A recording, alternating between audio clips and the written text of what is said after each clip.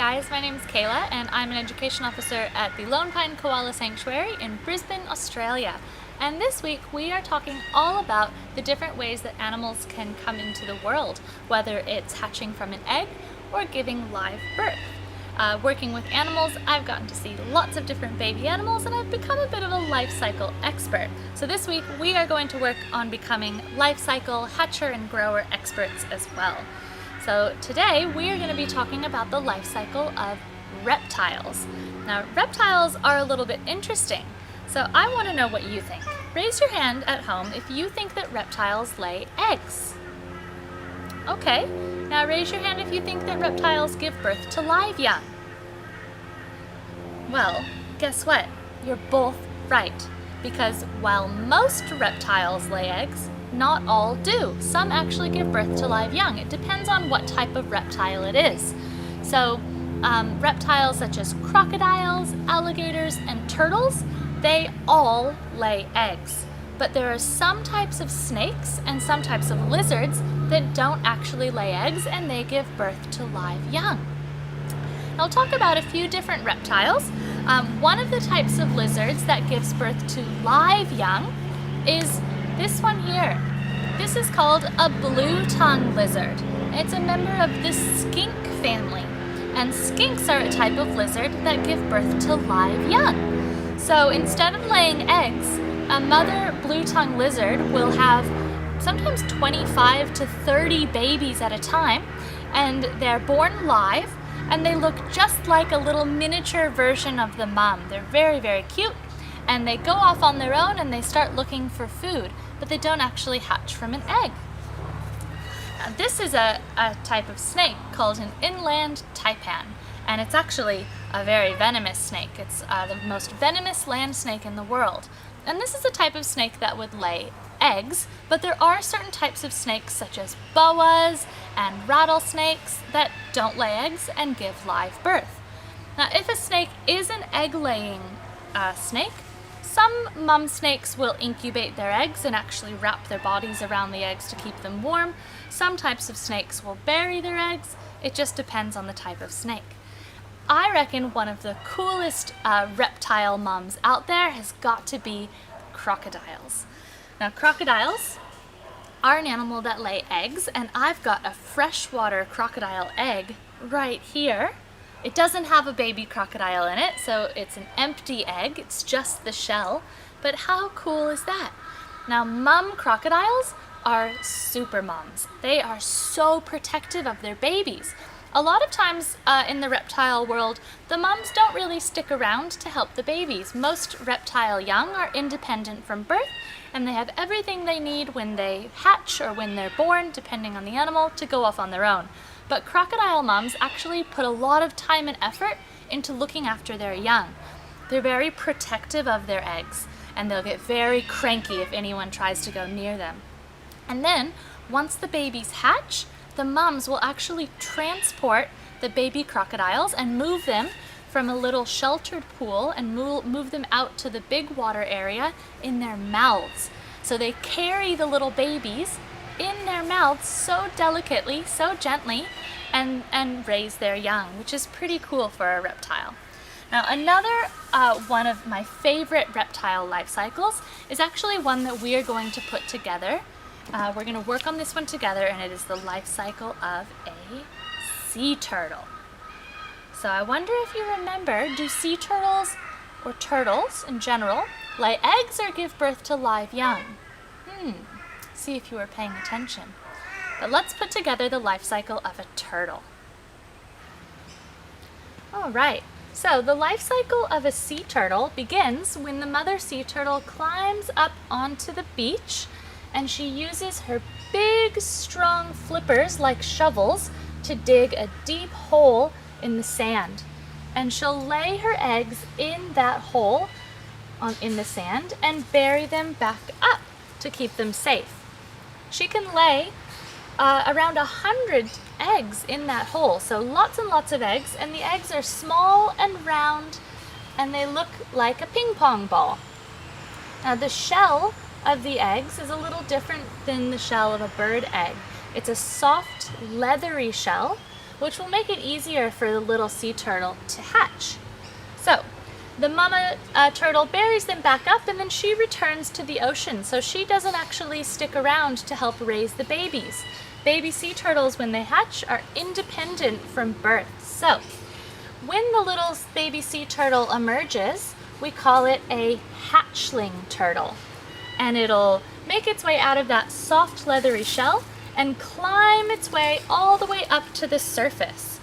Now, once it makes it to the surface, it doesn't stick around. It will run as quickly as its little flippers will carry it down to the ocean, because these little baby turtles are very, very tiny and very vulnerable to predators. They don't even have a hard shell yet.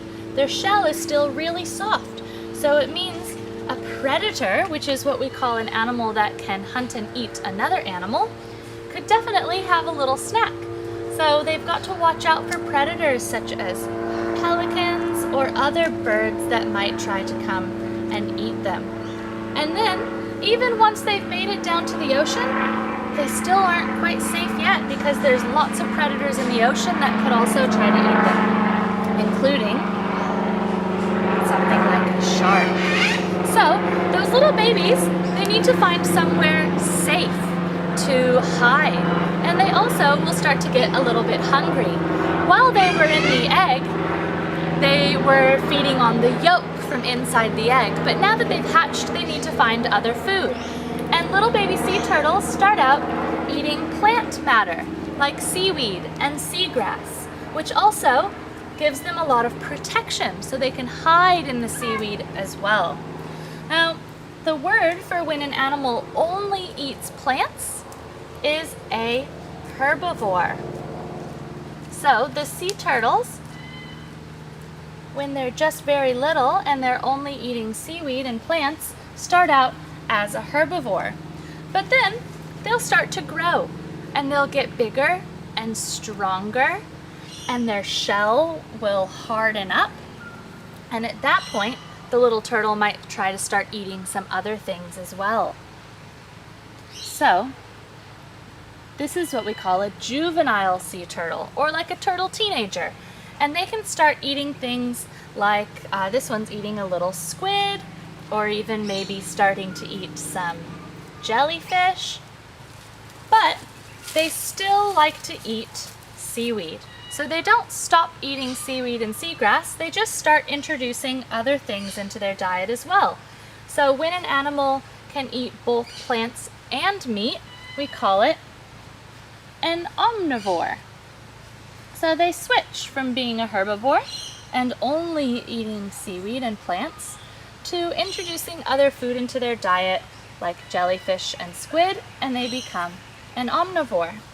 And then when the turtle is a little bit bigger and stronger, they can even start eating other things like fish and even crustaceans like crabs and lobsters, because now they've got a big strong mouth that's like a beak, and it can crunch through the hard shells. Now, I reckon the coolest thing about a sea turtle life cycle is that when the sea turtle is old enough and fully grown, and if it's a female and she's ready to have eggs, the mama sea turtle will travel all the way back to the same beach where her mom laid her eggs. So she'll go back to the beach where she was born, and that's where she will lay her eggs. And then her babies will hatch and grow and go through their life cycles and return back to that same beach. And generation after generation of sea turtles return to the same beaches to lay their eggs, which I think is just amazing.